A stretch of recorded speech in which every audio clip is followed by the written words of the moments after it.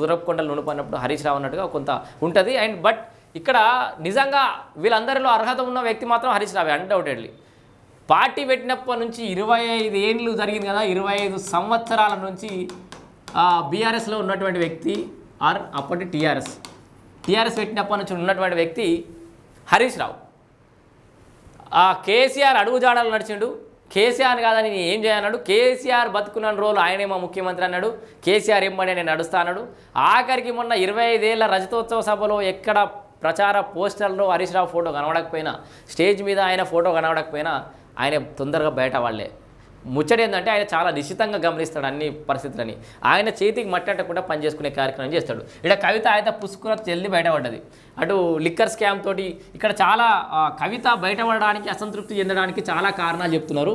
ఒకటి, కవిత లిక్కర్ స్కామ్లో జైలుకి వెళ్ళినప్పుడు పెద్దగా పట్టించుకోలేదని, తొందరగా బయటకు తీసుకురాలేదని, అండ్ ఆమె జైలుకు పోయిన తర్వాత బయటకు వచ్చిన తర్వాత బీఆర్ఎస్ ఓటమికి కవితనే కారణమని,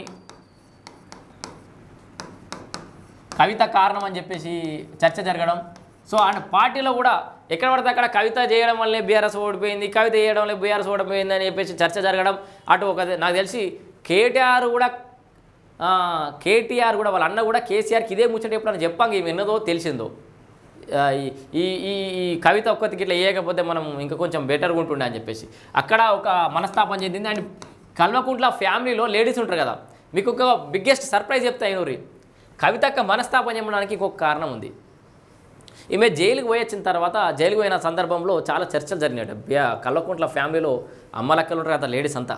సో ఆ మహిళా మనులంతా ఇక వాళ్ళు మాట్లాడే భాష మనం మాట్లాడద్దు కానీ ఇప్పుడు పబ్లిక్ డొమైన్లో సో రకరకాలుగా మాట్లాడుకున్నట.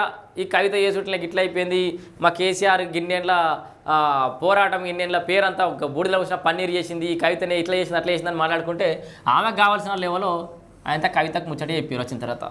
సో చాలా డేంజర్ ఫ్యామిలీల కుటుంబ సభ్యుల ముచ్చట్లే. సో ఎక్కడ బయట ఎవరు ఏమన్నా తట్టుకుంటారు రాజకీయ నాయకులు, లోకల్లా జరిగింది.